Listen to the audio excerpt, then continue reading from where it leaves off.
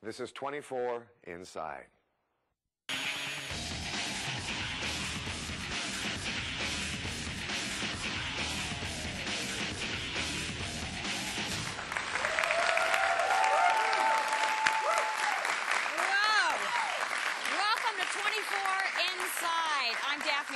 And 24 Inside is brought to you by Allstate, where you're in good hands.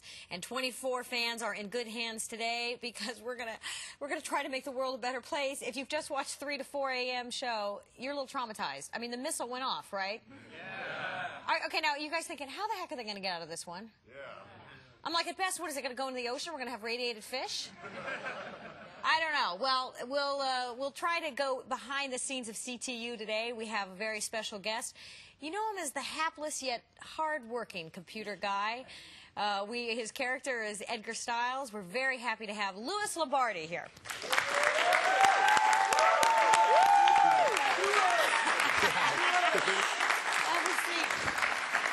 Okay, so, you know, this is not just like a normal interview, Louis. This is your own personal inside the actor's studio, as it were. Yeah, I like that. So I'll try to come up with some cornball questions at some point. But I have to say first, what were you doing talking to that Chinese guy? I don't know. It's like... I mean, come on! He tricked me. I'm not too bright. But Edgar thinks he's bright. He thinks he's doing everything just right. He does. But the girls don't think so. All the girls on this show got something to say to me. Yeah. I'll say. I wonder if Edgar was like beaten up in elementary school or something like that. No, he sent computer viruses to all his friends. There you go. So he was quite alone. Okay, I'm going to start with an email question from Chris in Newcastle, England.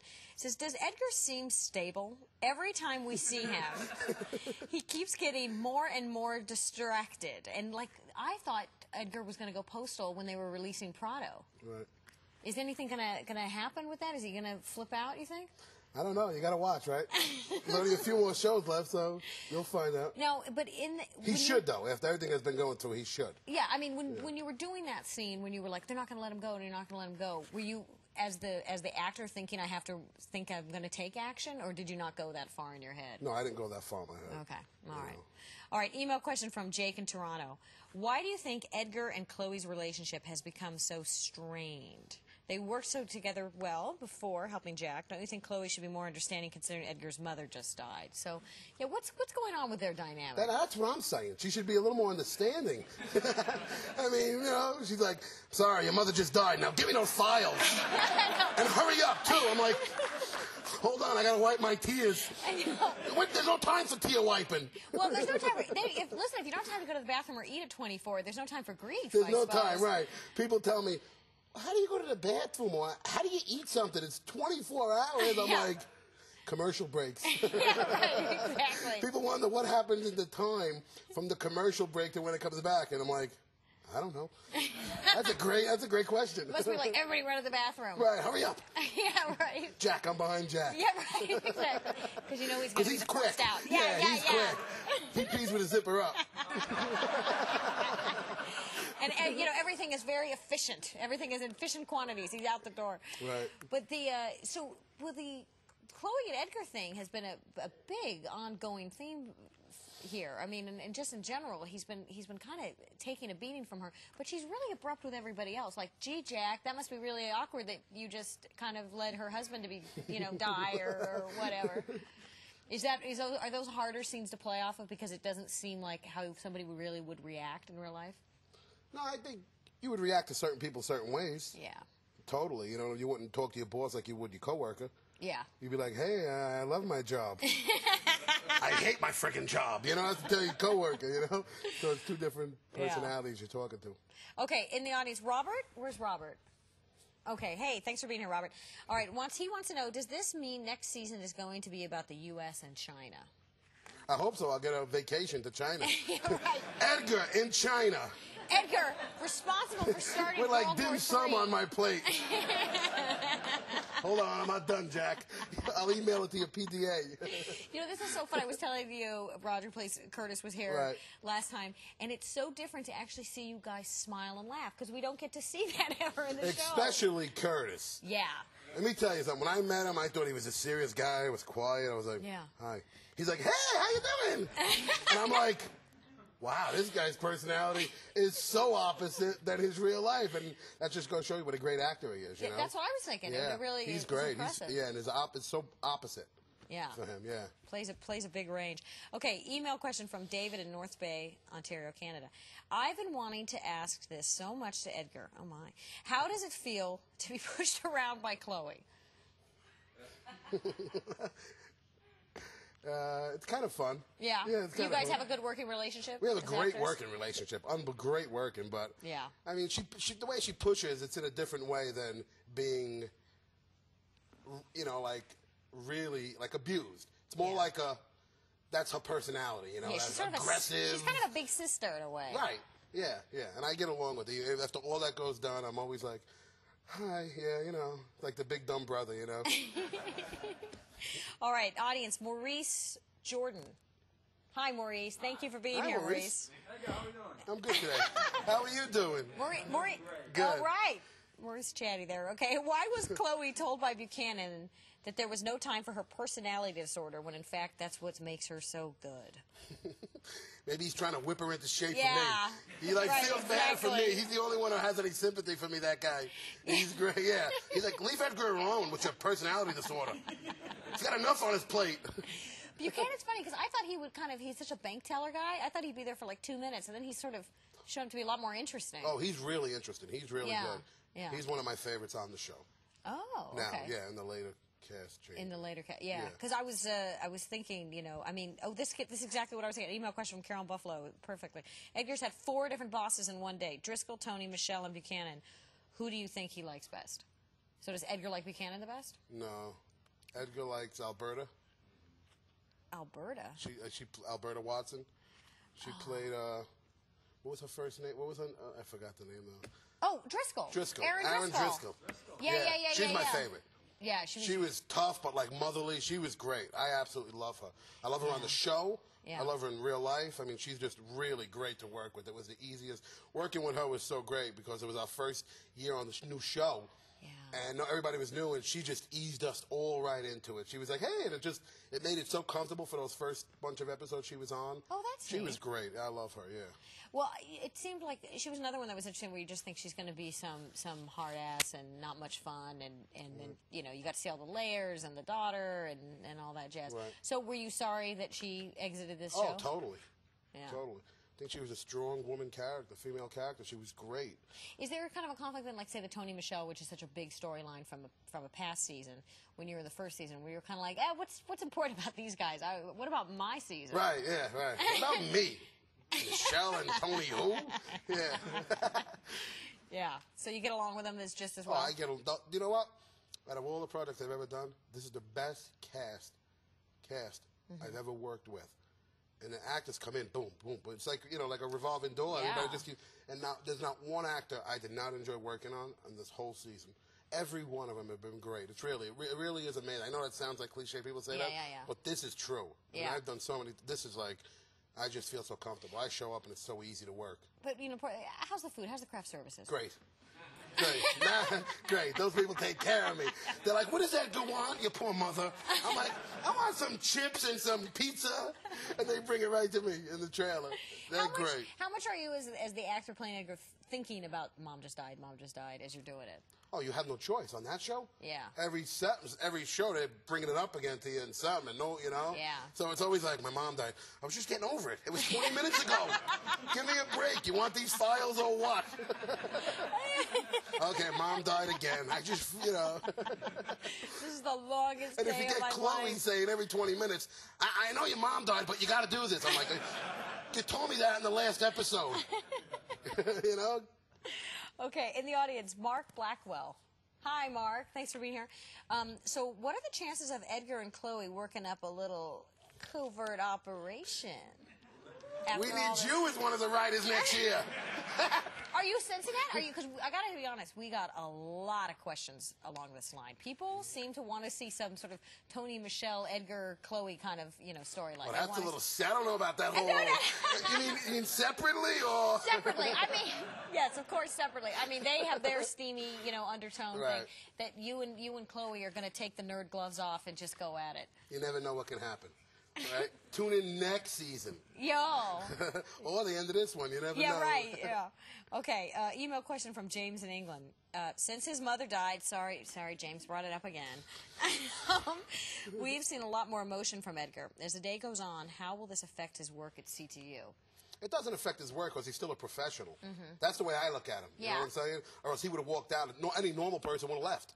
Yeah. Right? Okay, what kind of job you have? You'd be like, you know, this is ridiculous. Bye. Yeah, Erin Driscoll left when her daughter died. Right. Yeah. But she was going to have me arrested for leaving. Do you remember that episode? Yeah. Oh, I feel bad for your mother, but if you leave that door, you're going to be in jail instead. Hello? That was the toughest she's ever gotten with me. Yeah, she was like, you can't go, Edgar. We need you here. Yeah. And then she, like, gives me a little guilt. What would your mother want? I was like, oh, my God, let me go back to my chair. I know. Besides, you don't wind up like, you know, if you're not working at CTU, then you're like Tony in that North Hollywood apartment with the Nah, I like sitting in the CTU chair behind my computer. You know where you are every week. How proficient are you in computers in real life? I'm all right. I'm not Edgar, but I can get around. Is it hard to sometimes get your mouth around some of that jargon you guys have to say? Oh, yeah. Yeah. That's the toughest part of the show. It ain't memorizing the lines, it's memorizing what you're saying with the line. Like, the words are like, algorithm, beam bridges, this and that. Hey, at least I'll be able to fraud my way into a career if I don't become a successful actor. Yes, I can fix that computer. You see me at IBM? You're going to be doing commercials for Control. Bill Gates will hire me. Hi, Bill. Yeah. Lombardi My mother for just Control died, Data Bill. Institute. Can I get a raise? You would have, yeah, right. Okay, now I don't know if I'm saying this right in the audience. Shoab Amin? Oh, okay. Thank you, Shoab. Will the Chinese government react before the end of the season? If they do, how bad will it be for CTU or Jack? Real bad if they do. Real bad. Yeah. That's kind of a You're better off watching that question in a couple of weeks instead of listening to it. Yeah, no, really, that's the truth. That's going to be a good one. No, I mean, this one is scaring me. Yeah, believe me. I was interrogated by him, so I know how scary he is. Oh, interrogated? Yeah, he scared me. I was like, I don't know what, my mother. Sorry, brother. I went right back to my mother. He didn't care. Being passed in the hallway is not interrogated. I mean, Curtis wasn't coming at you with a syringe or anything. Oh. You just blast away. But, right, I know. Chloe yells at me. I'm trying to count, like on that show Deadwood, they count how many times they say curse words. Right. I'm trying to count how many times Chloe calls me an idiot. Everything I do, idiot. She does it good, too, in different ways. Do you want somebody else to call you an idiot on that? No. Edgar's going to get revenge. He's going to send viruses to all their computers before the end of the day. Okay, I got an email question from Anna Kyle in Norway. If you could take control over the storyline of 24, what would you like to see happen in the next episode?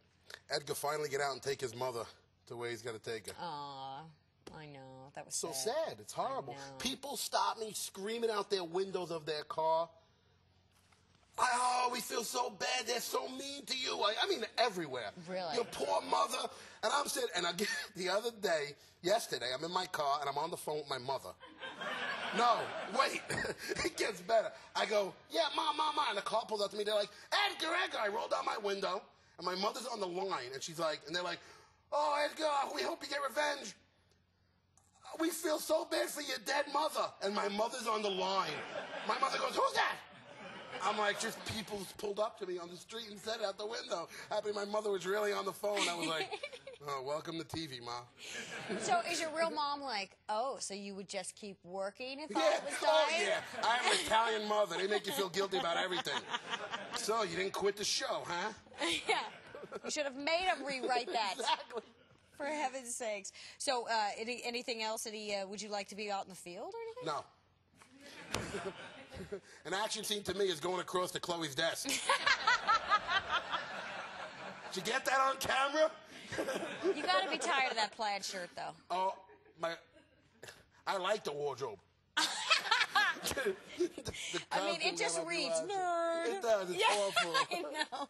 It's not good. It is. It's awful. It's the worst thing. And you know what? I didn't realize it because when you get on the show, you're like, yeah, this is great. When your first year, right? You don't know you got to wear it every day for 10 months. Right. I was like, ugh. I don't like this color anymore. You know, can Edgar like spill a coffee on himself? No. Well, that's the thing. I think Jack and Curtis get to change a little bit because they go in and out of the they're in and out, right? But you have more of a risk of getting killed when you're in and out on the field instead of sitting at your seat-to-you chair. Yeah, right. There you go. You're all good. Right. Oh, email question from Oliver in Des Moines, Iowa. All right, Edgar's been bullied by all the female techies, not only Chloe, of course, Marianne, Sarah. Right, Sarah. When is he going to toughen up? I don't think Edgar is toughening up. I think he's just Edgar. But then when he does get strident, it's usually at the wrong time. Or with the wrong person. Yeah, right, exactly. Yeah. Boy, that Marianne, she was bad seed. Yeah. But I felt she was tough on me. Yeah, People she used to pull up to me and go, "Are you going to kill her?" I'd be like, Aisha, they want me to kill you, you know? Well, give Edgar a gun, give Edgar a gun. How is that being part of a show that has such a fervent audience where they're talking to you on the street? Is that invasive or do you kind of like it? You know what? I did a show, The Sopranos, for a year. Right. And you now you see the difference in fan members, like fans. Oh, like really? the Soprano fans, you'll be like a bunch of younger guys in a bar going, "Yeah, I want to be Tony Soprano," and I'm going, "That's cool." With 24, it's more like, "Oh, we love you, your poor mother." Oh, and Yeah. it's like mostly women or older women, and you go, Really? "Yeah," it's like such a different audience. And I love them both because it's exciting, but it's just that's how different, you know, like the audience is for both shows. It's So amazing. if you didn't already have a beautiful girlfriend, which they probably would know, the man that plays Edgar has a beautiful girlfriend in real life. So you'd say being on 24 is better for getting a date than being on The Sopranos. No. No? Depends what kind of girl you want. Do you want a nice, wholesome girl who feels bad about your mother? Or do you want the bada bing girls? It depends. Exactly. It's all what you want. Okay, well, actually, this goes right with this audience. We have Alfred Garcia. All right, Alfred. He says you worked on shows such as The Sopranos. He was a fan of yours from The Sopranos. How do you approach this role differently than roles you've worked on in the past? Because you were kind of more of a tough guy in some of your Sopranos, roles. I was like kicking ass. I was like, yeah, I want pussy. I'm going to kill Tony Soprano. On this show, it's like, can I just get a file? You know, it's like opposite ends of acting. Opposite ends. I was muscling like, you know, mobsters. Now I'm like chasing terrorists. It's like, it's just like the characters. One's like, you know, a tougher guy, and one's an emotional wreck. You know, and it's like, it's the best casting I've ever been a part of because Joel had seen Sopranos, and he was like, "I'm going to write you this role." Now I'm expecting I get a gun. I'm going to go chase somebody around with Jack behind Jack. And he put me in the office with the most opposite role I've ever had. And I'm like, what would make, you know, I didn't even realize what would make you give me like this type of role when seeing that and then giving me that. And it's just a creator. He's the creator. I mean, look at the show he's created. It's so Come on. I sit there and I'm like, what happens next? Like, I'm even stunned. And the way, and I'm reading the script and I don't know. It's like but he's really like, he is like so creative. I love him. I love his, I mean, come on, look at the show. You know, it's just amazing. The whole show is amazing. The way they do it, the way they shoot it, everything is in 1 hour. I just think it's amazing. It's like being on a roller coaster for 10 months straight. Up, down, quick turn. You don't know what's happening next, and it's just amazing. Yeah. No, it's very imaginative. So he must have seen that vulnerability. I don't within know. Your And tough I guy. just give him so much credit for taking a chance on casting like that. You know, most people in Hollywood stay. You know, hey, you just, you know, blah. But he just went totally opposite with, you know, with anything I've ever done, and he didn't even think twice. And he kept writing the role and writing bigger and bigger and bigger until, you know, my mom dies. Oh, no. I keep going back to that when I want sympathy. Yeah, right, but yet you persevere. Yeah, you want sympathy because you kind of messed up in the last episode, Louis. Too much pressure. Chloe's pecking on me. This one's pecking on me. Yeah. So, why not start World War III? Right. Okay, we got an email question from Lisa Samatoro from Cape Cod, Massachusetts. Is Edgar ready to snap to avenge his mother's death? Which we kind of talked about before. But. No, Edgar's still a loyal, patriotic American who's not going to snap on anyone. He's done his job. Things happen. His mother was in the wrong place at the wrong time. And you know, it's not nobody's fault. I mean, you know. Yeah. They just you know, couldn't there get was no guarantee I would have really made it to save her anyway. Yeah, I had a feeling Edgar really wouldn't have helped. Right. I So gotta it's be like, honest. you know, right. It's like, so maybe I saved my life by not going. Yeah. Maybe they really did a justice by, that's the way I look at it. Maybe they did a justice by not letting me go, saving my life. Now, when there's a provocative scene going on being filmed that you're not a part of, like when Jack has to come in and holds the gun to the doctor and says, you know, stop working on, you know, my lover's husband. Right, Paul, and take care of the Chinese informant. Do you guys ever watch those scenes? Because that was a pretty gripping scene. I got to say, most of the scenes, the gripping scenes, are when they shoot them, it's like they shoot some of these scenes so, it's like it looks so quick to you guys, but when you're in there, and you know what? You know who makes it easy? Kiefer. I mean, this guy comes in and reads these off-camera lines like he's in the scene with you. So he's standing where you are, dressed in his regular clothes, you know, and I'm on the computer, like if I'm talking to him, Jack, he isn't going, yeah, I need a cappuccino in his trailer. No, really, he's there going, I'm sorry. That's all right. He's there going, like, pacing back and forth and giving you, like, the scene behind the camera. And I look, and I've been on so many projects, you know, stars go to their trailers and they're like, see you later, you know. He's on the set all the time, doing his off-camera lines just as well as he does them on camera. And that's what I give him total respect for. Professional, just he really is like a professional as an actor. You know, he's really great actor. That intensity. Yeah, I mean, sometimes I'll be like, Jack, and I'll watch him. They'll be like, whoa, Louis, he's on the phone. Slow down, Jack, and you sit down, sitting right in front of me. You know, because he really is. He's that great. He's that great at what he does, and that's why the show, I think, is so successful. Yeah. He puts 150% into every scene, even if he's not in them. You know, so I respect that as an actor. You know, you're not just talking to like a painting. You know. I know, you're only kind of as good as the people you get to work with. And he brings the level up for everybody on that show in every scene.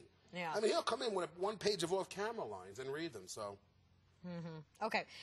Email question from Aaron Bush in British Columbia. Edgar has been cooped up inside CTU for several episodes working the computers. Is he in danger of getting written off, 24?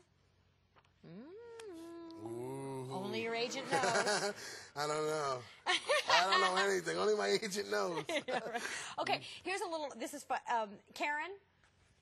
Okay, you've unwittingly gotten right into our theme here of this being the actor's studio here. Here's your actor's studio question. I'm great.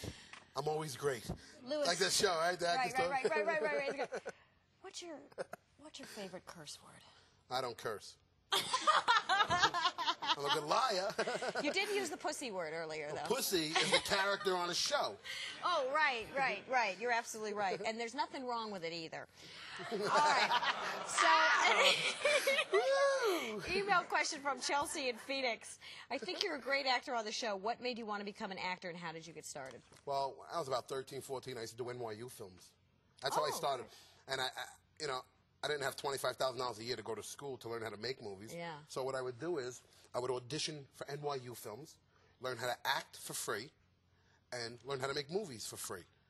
So when I was like 13, 14, 15, I would just go down, audition. So instead of going to an acting class or an acting school, I was directly on sets from when I was 13. And I would do NYU films, and I ended up doing like 20 NYU films. Back to back to back, and then I learned how to make movies since then. And since then, I've done like 30 films and like 7 series in like 11 years. That's amazing. So I feel like I've learned so much. Great on-the-job training. Right. I don't believe being in a classroom is going to teach you what you need to know in the movie, in acting. That's what I believe, because acting is more interacting with other people. If you're in a classroom with one guy going, you get on a set and there's 200 people, cameras, lights, and stuff, and you're like, you're nervous. You can know your lines, but you got to know, it's back to being a professional, like Kiefer. You got to know the whole overall of it. So I recommend to every actor trying to start out, do student films, do stuff like that, short films where you're interacting with other actors and you get the feel that no matter how small or big the set is, it's still a camera and a bunch of people around you interacting. That's what I believe it is. And I could just say you were great. I was great. Everybody, I was great. Louis Lombardi. Great. Thank you for being here. Thank 24 you. Inside. I'm Daphne Brogdon, and this has been brought to you by Allstate. You're in good hands, and we'll see you next time.